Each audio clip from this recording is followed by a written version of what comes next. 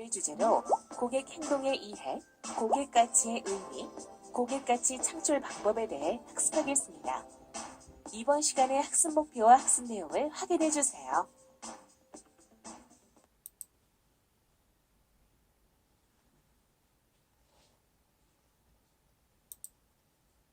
네, 이번에는 차별적 고객 가치 제공에 대해서 알아보겠습니다.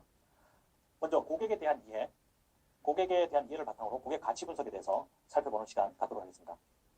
자, 고객, 범위를 넓혀서 봐야 됩니다. 관점을 직접 구매자에서 시장 전체로 확대를 할 필요가 있습니다. 시장 가치 사슬상에서 나의 전방 플레이어는 모두 나의 고객이라는 관점이 필요합니다. 자, 어떤 기업이든 간에 그들이 만든 가치는 궁극적으로는 최종 소비자에게 가게 되어 있습니다. 따라서 시장 가치 사슬상에서 어떤 위치에 있든 간에 나의 앞 전방 플레이어는 모두 고객이며 궁극적으로는 최종 소비자까지도 넓혀서 볼 필요가 있습니다. 가능한 한 고객, 범위를 넓혀서 볼 필요가 있습니다. 특히 이 B2B 기업의 경우 고객의 범위를 엔드 유저, 즉 최종 소비자까지 넓힐 필요가 있습니다. 자, B2B 기업, 또 다른 B2B 기업이 고객일 수 있겠죠. 자, 근데 그 B2B 기업이 또 B2C 기업이 자신의 고객이 될 수 있을 겁니다. 자, B2C 기업의 고객은 누굴까요? 당연히 엔드 유저겠죠. 자, 그러면 그 그림상에서 한 맨 왼쪽에 있는 이 B2B 기업, 좁게만 보면 그 다음에 B2B 기업의 자기 고객으로 끝날 것입니다. 하지만 그 B2B 고객의 B2C 기업 고객, 그리고 또 B2C 기업의 엔드 유저 고객까지 모두 다 나의 고객일 수 있다. 라는 생각을 가지고 이 고객의 범위는 넓히면 넓힐수록 좋은 겁니다. 최종 소비자 욕구를 먼저 파악을 해서 밸류 체인의 파트너 기업에게 선제안을 하고 그들을 리딩해 갈 필요가 있다는 겁니다. 자, 이 최종 소비자 욕구.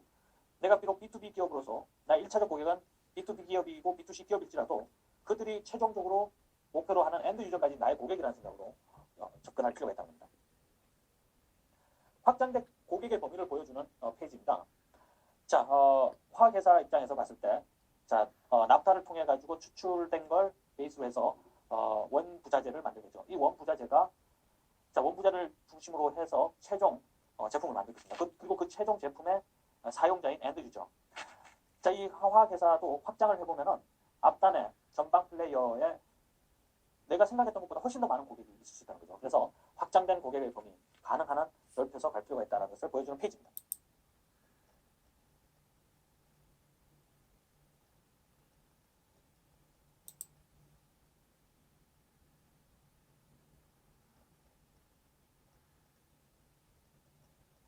고객의 행동, 어떻게 이해할 것인가? 자, 그러면 이 고객은 도대체 어떤 행동을 권원적으로 보여주는지에 대한 이해에 해당되는 페이지입니다. 자, 고객, 행동을 하죠. 소비 행동이라는 걸 합니다. 이 소비에 대해서 우리가 어떻게 살펴봐야 될지를 보여주는 예가 생수에 대한 예를 가지고 한번 살펴보겠습니다. 자, 먼저 목이 말라서 물을 찾겠죠. 그런데 이러한 단순 문제 해결 목적만을 가진다면 우리는 이름하여 이걸 실용성 기반의 소비 행동이라고 할 수 있습니다. 당장 마실 물을 찾게 되겠죠. 자, 그런데 그것만이 아니겠죠. 기능적인, 상징적인 만족의 목적이 있다. 예를 들면 몸에 좋은, 또 기분을 전환하기 위한, 그리고 또 남에게 나라는 걸 어떻게 보여주기 위한 용도로도 이 생수라는 것이 사용될 수 있다는 겁니다. 그러한 용도, 그러한 목적으로 소비 행동이 일어난다면 이건 우리가 쾌락적 목적, 쾌락성의 고객 행동, 소비 행동이라고 볼 수 있습니다. 자, 거기 보면은 기왕이면 좋은 물, 3-수는 우리가 보통 좀 더 높은 가격을 지불하고서라도 좋은 물이라고 사는 거죠. 자, 거기에 에비앙, 더 나아가 피지와 같은 기왕이면은 남에게 보여주면서 내가 이러한 생수를 들고 다닌다는 것을 통해서 나를 알릴 수 있는, 자, 기왕이면 폼나는 물. 자, 이쯤 되면은 이 생수라는 아주 단순 목적의 목마른 것을 해결한다는 목적의 이 물이 생수라는 것이 좀 더 가치가 더해지면서 다양한 소비 행동을 펼칠 수 있다는 것을 보여주는 페이지입니다. 실용 쾌락 목적의 소비 행동을 좀 더 우리가 구체적으로 살펴볼 수 있는 페이지입니다. 자, 여러분들 한 축을 왼쪽 축 끝은 실용성이 강하고 오른쪽 축 끝으로 가면 쾌락성이 강하다고 보자고요. 자, 그러면 이 실용성이 강할수록 소비자 입장에서, 고객 입장에서는 경제적 편익이 높을 겁니다.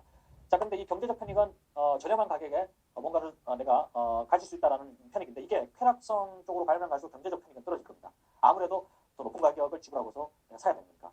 자, 반면에 이 쾌락성으로 갔을 때 높아지는 편익이 있습니다. 어떤 편익일까요? 기능적인 만족을 추구할 수 있는 편익. 게다가 심리적 편익. 이 심리적 편익은 내가 고가의 제품을 사용한다, 내가 또 잘 알려진 유명 브랜드를 사용한다는 거. 자, 이런 것은 쾌락성에 기반한 편익의 유형이라고 볼 수 있겠죠. 이런 심리적 편익이라고 합니다. 자, 그러면 우리 제품은 과연 어디에 있을까? 우리는 어디에 있고 앞으로 어디로 가야 될까에 대해서 여러분들이 취급하고 있는 제품을 한번 위치를 시켜보십시오. 양쪽 끝 실용성과 쾌락성의 그 게이지 상에서 어디에 위치했냐. 자, 어디에 위치했냐에 따라서 내 제품에 대해서 사람들이 펼칠 수 있는 소비 편익과 관련된 이해를 해볼 수 있는 페이지입니다. B2C, 소비재 고객의 구매 행동에 대한 모형입니다. 마케팅 자극이 있겠죠. 제품 서비스라든지 가격, 커뮤니케이션 유통을 통해서 마케팅 자극을 받게 됩니다. 그리고 또 그 외에도 외부 환경 자극이라는 것이 이 소비재 고객에게 영향을 미치겠죠. 자, 그러면 이 소비재 고객은 그 다음 단에서는 소비자의 심리적 과정, 자, 지각을 하고 학습을 하고 기억을 하는 또 소비자의 특성이 반영이 됩니다. 어디에 소속되어 있냐, 중고 집단, 개인적인 성향 이런 것들이 작동이 되어집니다. 자, 그리하여 맨 마지막에 일어나는 행동은 구매 의사결정 행동입니다.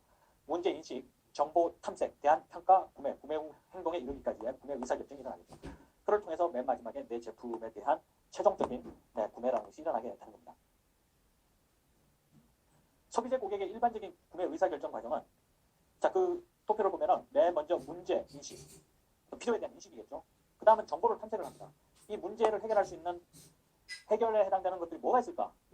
자, 그 정보 탐색을 하는 과정에서 누군가에게 물어보기도 하고 인터넷에 검색도 해보고 또는 내 머릿속에 기억된 정보를 끄집어내기도 하고 자, 그리하여 예를 들면 어떤 한 제품 자, 내가 어디 영화관을 가겠다.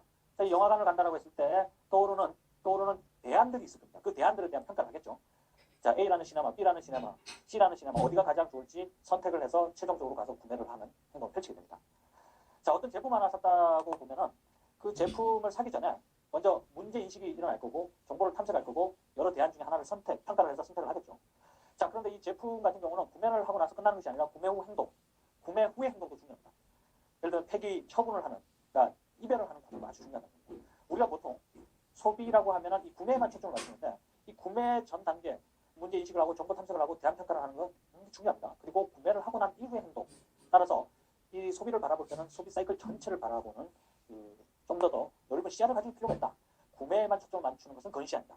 따라서 구매 전후로 모든 과정을 소비의 전체 사이클로 보고 접근할 필요가 있다. 자, 다음은 B2B 고객, 산업재 고객으로 한번 넘어가 보겠습니다. 이 산업재 고객은 B2C와는 달리 조직적 구매를 하는, 다시 말해서 이 조직이 구매 의사결정에 참여를 하게 됩니다. 따라서 조직 차원의 참여다 보니까 구매 의사결정자가 컸습니다. 그래서 그 가운데를 보면 구매 조직이라고 되어 있죠. 구매를 하는 조직은 기업이다 보니까 자, 영향을 끼치는 사람, 제안을 하는 사람, 영향을 끼치는 사람, 실제 또 구매 프로세스를 진행하는 사람, 의사 최종 결정하는 사람, 또 사용자가 있고, 네, 정보에 대한 또 통제자가 있습니다. 자, 이러한 여러 다수의 관계자들이 참여하는 것이 바로 산업재 고객의 특성입니다. 규모가 큰 고객사일 경우에는 다수의 구매 참여자에게 도달을 하기 위해서 그들 모두를 심층적으로 다면적으로 접촉하는 것이 필요합니다. 산업재 고객을 좀 더 나눌 수 있지 않을까요? 자, 나눠보는 데 있어서 우리가 참고를 할 만한 도표가 제시되어 있습니다. 산업재 고객 어떻게 나눠볼까요? 가격에 민감한, 가격 지향적인 그런 산업재 고객이 있습니다. 또 솔루션에 초점을 맞추는, 솔루션에 민감한 솔루션 지향적 고객이 있습니다. 그리고 우수 공급 기업을 지향하는, 우리에게 공급을 우수하게 해주는 좀 품질 지향적인 그러한 니즈를 가지고 있는 산업재 고객이 있습니다. 또 전략적 가치 지향, 한번 관계를 맺게 되면 오랫동안 장기적 관계를 맺고자 하는 그런 니즈를 가지고 있는 산업재 고객도 있다는 거죠. 자, 그 특성에 맞춰서 마케팅 접근 방법도 조금씩 달리 해야 됩니다. 자, 가격 민감한 경우에는 거래적 마케팅을 하되 단순히 가격을 낮춰주는 것만이 다가 아니라는 거죠. 자, 우리가 위험 부담을 안으면서 혜택을 주겠다라는 그런 차원의 접근도 필요하고, 아무튼 가격을 낮추는 것만이 다가 아니라 좀 더 그 거래 파트너의 만족을 높일 수 있는 마케팅 방법들을 찾아볼 필요가 있습니다. 솔루션 지향을 하는 고객사 같은 경우는 컨설팅 지향의 마케팅을 할 필요가 있겠죠. 아무래도 솔루션이라는 것은 컨설팅을 통해서 실현될 가능성이 높아지니까요. 자, 그래서 이런 산업재 고객도 유형을 나눠보면 다양하게 나눌 수 있고 그에 맞춰서 마케팅 접근 방법도 달리할 필요가 있다. 네, 이 페이지는 산업재 고객과 소비재 고객 간의 차이를 보여주는 또 다른 페이지인데요. 소비재 마케팅과 달리 산업재 마케팅 같은 경우는 일단 제품이 어떨까요? 아무래도 표준화가 덜 되어 있겠죠. 산업재 마케팅 같은 경우는 산업재 특성상 구매자의 요구에 따라 이 제품의 형태도 가변됩니다. 그렇죠? 그리고 또 기술이 아주 중요하겠죠. 엔드 유저 대상이 아니라 산업재 B2B 고객 대상이다 보니까 가격도 정찰제가 아니겠죠. 아무래도 표준화가 어렵고 또 주문 사양이 다양하면 할수록 거기에 맞춰서 협상을 베이스로 해서 가격도 아주 다양하게 펼쳐질 수 있습니다. 그런 자유도를 놓고 접근을 해야 되는 고객이겠죠. 자, 프로모션 촉진을 하는 것도 좀 다르겠죠. 소수의 특정 고객을 대상으로 실행을 하는 거다라는 것. 그리고 또 영업 사업을 통해서 인적 판매가 아주 중요합니다. 이 촉진은. 광고를 통해서 접근하는 게 아니겠죠. 소비자는 광고를 통해서 매스 지향적인 접근을 할 수 있지만 이 산업재에 있어서는 이 축지는 영업사원을 중심으로 인적 판매, 그리고 또 전시회라든지 이벤트 지원 이런 것을 통해서 이루어질 수 있겠습니다. 자, 유통도 장기적인 구매자와 판매자 간의 이 거래 관계가 아주 중요합니다. 왜냐하면 이 기업의 관계이기 때문에 이 장기적 거래 관계의 구축이 유통에 있어서 아주 중요하다고 볼 수 있겠죠. 정리를 해보면 신뢰성 기반의 사업적 관계이기 때문에 이 산업재 고객을 대상으로 할 때는 신뢰성 구축이 중요하고, 그리고 신뢰성을 주기 위해서는 전문성과 신용성 그리고 호감도를 동시에 줄 필요가 있습니다. 또 지나치게 어느 한 기업에 서로 간에 기업 대 기업이 너무 지나치게 묶여 있다 보면은 자칫 기회주의적인 행동이 나타날 수 있습니다. 자, 저 기업은 우리랑 관계를 오랫동안 맺고 우리랑 관계가 아주 특유성을 가지고 있기 때문에 함부로 못할 거야 라고 해서 상대방이 기회주의적인 그런 성향을 보일 수도 있다는 거. 그래서 이런 점은 또 경계를 할 필요가 있다는 거. 네, 여기서 살펴볼 수 있습니다.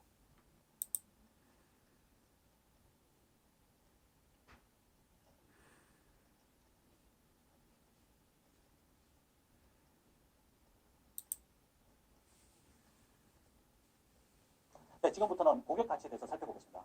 고객 가치 도대체 무엇일까요? 고객 가치는 자, 가운데 공식이 있죠. 총 편익에서 총 비용을 빼는 것입니다. 총 편익에서 총 비용을 뺀 나머지가 고객 가치인데요. 분명 우리는 경쟁자보다 더 큰 가치를 제공해야 됩니다. 그래야지만 우리에게 지갑을 열겠죠. 자, 한번 예를 들어볼까요? 애플 노트북 가격이 200만 원이라고 가정을 해봅니다. 자, 그리고 국내 모 노트북 가격이 130만 원이라고 가정을 해보겠습니다. 당연히 가격만 본다면 130만 원보다 200만 원이 더 비쌉니다. 130만 원이 싸니까 그쪽에 사람들이 선호를 하고 지갑을 열지 않을까라고 생각을 할 수도 있는데요. 자, 이 고객 가치 개념으로 가면 좀 달리 봐야 됩니다. 가격만 봐야 되는 게 아니라 우리 앞서 봤듯이 고객 가치는 총 편익에서 총 비용을 빼는 거죠. 총 편익이라는 것을 대입시켜야 됩니다. 애플 노트북을 사서 얻는 편익, 이게 만약에 200만 원보다 훨씬 더 크다. 예를 들면 한 250 정도의 편익이 있다라고 하면 애플 노트북 가격이 비록 200만 원일지라도 50이라는 플러스 차익이 생기겠죠. 하지만 국내 모 노트북 가격 130만 원, 분명 싸죠. 하지만 이 노트북을 사서 얻는 편익이 예를 들어서 130 정도밖에 안 된다라고 하면은 빼고난 나머지가 제로입니다. 다시 말해서 비록 가격이 높을지언정 그 높은 가격의 제품이 더 높은 편익을 제공만 할 수 있다면 고객은 가치를 지갑을 하게 되고 그 높은 가치에 대해서 기꺼이 지갑을 열게 되는 그런 현상이 일어나는 거죠. 비록 비싸지만은 높은 편익을 함께 제공한다라면 경쟁자보다 더 고객 가치를 높여서 제공할 수 있다는 겁니다. 네, 사람들은 자신에게 가장 큰 가치를 줄 것이라고 하는 제품에게 선호를 보이고 지갑을 열게 됩니다. 자, 고객에게 더 큰 가치를 제공할 수 있는 방법 뭐가 있을까요? 첫 번째, 경쟁 제품보다 고객에게 더 많은 편익을 제공합니다. 아까 공식에 의하면 편익의 비용을 빼는 거였죠. 당연히 편익이 높으면 높을수록 좋겠죠. 자, 두 번째 방법은 뭐겠습니까? 네, 맞습니다. 비용을 낮추는 겁니다. 경쟁 제품보다 고객이 지불하는 비용을 낮추는 거겠죠. 이 두 가지가 동시에 실현될 수 있다면 아마 세상에서 가장 높은 고객 가치를 제공하는 기업이 될 수 있겠죠. 네, 이번에는 고객 경험 단계별로 편익과 비용을 어떻게 우리가 분석할지를 보여주는 좋은 하나의 그림이 나와 있습니다. 이름하여 고객 경험 단계별 편익 비용 분석입니다. 우선 우리 앞서 살펴봤듯이 고객이 소비 경험을 하는 그 단계를 펼쳐보면요. 탐색, 획득, 처분 이렇게 정리를 해볼 수 있겠죠. 물론 이 탐색 다음에 획득 단계라는 것을 좀 더 세분화해서 볼 수도 있습니다. 처분 단계도 좀 더 세분화해서 볼 수 있겠죠. 어찌됐든 간에 이 경험 단계를 펼쳐놓고 난 뒤에 그 다음은 자, 이 Y축 부분에는 편익과 비용을 한번 우리가 펼쳐봅니다. 편익은 어떤 게 있을까요?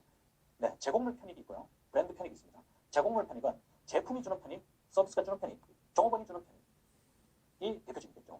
브랜드 편익은 대부분 심리, 감성적 편익과 연계되어 있습니다. 자, 다음은 비용으로 넘어가 보겠습니다. 비용은 어떤 요소가 있을까요? 네, 금전적 비용과 비금전적 비용이 있습니다. 자, 여기서 조심할 것은 우리가 보통 비용이라고 하면은 금전적 비용, 다시 말해서 지불하는 가격만을 생각하기 쉽습니다. 이거 큰 오류입니다. 자, 오늘 이 시간 이후부터 여러분들이 반드시 명심해야 될 포인트 중에 하나는 비용은 금전적 비용 외에도 비금전적 비용이라는 것이 크게 존재한다는 겁니다. 예를 들어볼까요? 시간에 사람들이 비용을 지불합니다. 내가 이만큼 시간을 사용하는데. 에너지 비용, 발품 팔고 손품 팔죠. 심리적 비용, 내가 참아야 되고. 자, 이런 내가 심리적으로 내 감정을 참아야 된다든지 이런 것들 다 비용에 해당되는 겁니다. 어떨 때는요. 가격 때문에 떠나는 것이 아니라 사람들이 비금전적 비용에 대해서 높은 비용 지갑을 해서 그 제품을 찾지 않을 수도 있습니다. 여러분들. 내 제품, 내 브랜드의 현재 문제가 뭐냐? 가치 제공이라는 측면에서 문제가 있네? 라고 했을 때 야, 가격이 문제인가? 라고만 해서 끝나서는 안 됩니다. 가격 외에 이 비금전적 비용이 혹시 내가 너무 높게 소비자에게 지금 제공하고 있는 게 아닌가? 라고 고객 경험 단계별로 살펴보고 문제가 있다면 자, 여러분들 비용 거기에 해당되는 것은 다 낮춰야겠죠. 그래서 도표상에 보면은 파란색으로 아래 화살표가 되어 있는 것은 낮춰야 된다는 겁니다. 반면에 편익 부분을 보세요. 빨간색 부분으로 위로 화살표가 향하고 있죠. 이 얘기인즉슨 편익은 높여야 된다는 겁니다. 빨간색 높여야 될 부분을 높이고 파란색 낮춰야 될 부분을 확실하게 낮춘다면 아마 가장 큰 고객 가치를 제공할 수 있을 겁니다.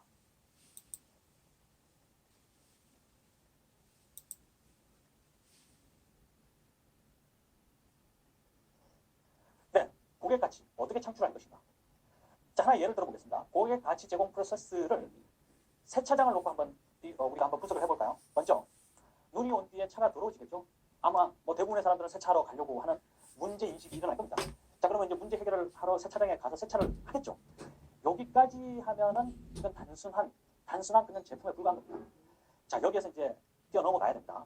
차별적인 편익과 비용을 통해서 고객 가치를 제공해야 됩니다. 다시 말해서 편익은 높이고 비용은 낮춰서 고객에게 진정한 가치를 제공을 해야 된다는 겁니다.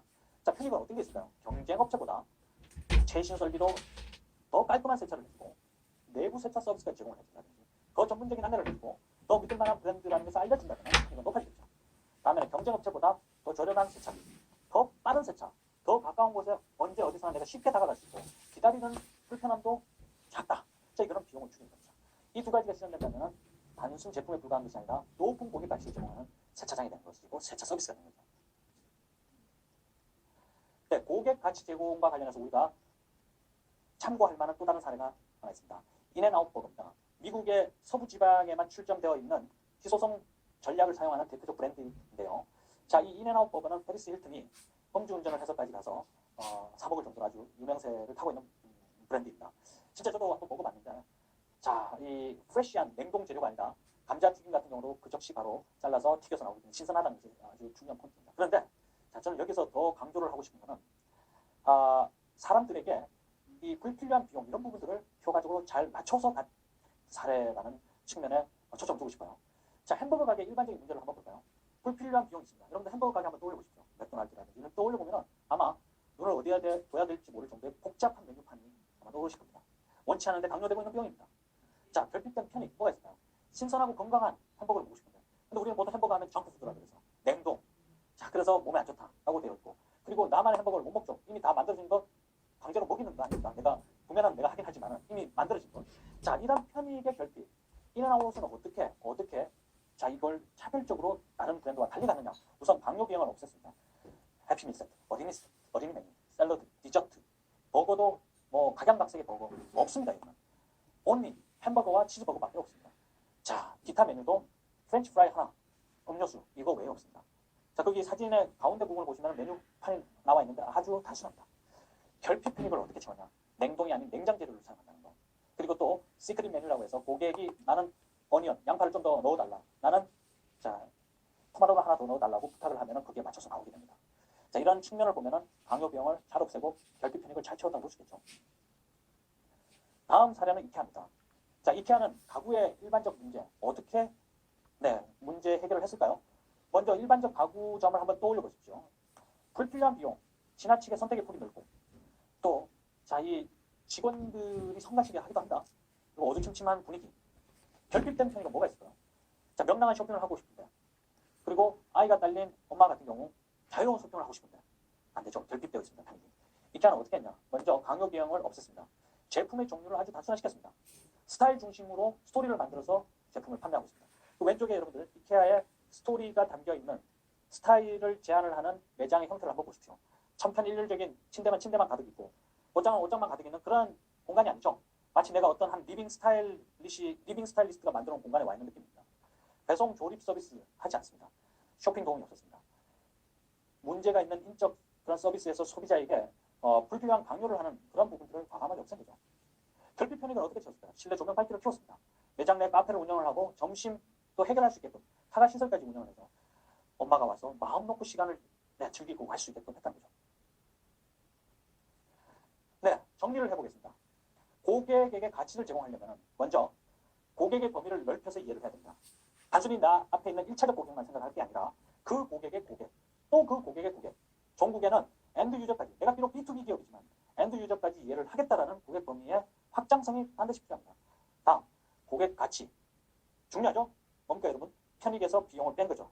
반드시 명심을 하시고 이 머릿속에 항상 편익에서 비용을 뺀 나머지 이 고객 가치를 극대화시킨다. 그래서 편익은 높이고 비용은 낮춘다. 또 하나 있죠, 여러분들. 제가 비용에서 돈으로 지불하는 금전적 비용만에 그쳐서는 안 된다. 비금전적 비용, 심리적 비용, 발품 단위품을 파는 에너지, 시간 낭비 이런 것들을 절약시켜주고 없애주는 이 비용 관점에 낮추는 전략 반드시 여러분들이 기억하실 필요가 있습니다. 지금까지 학습한 내용을 간단한 퀴즈를 통해 확인해 보겠습니다. 다음 문제를 잘 읽고 알맞은 정답을 선택해 보세요.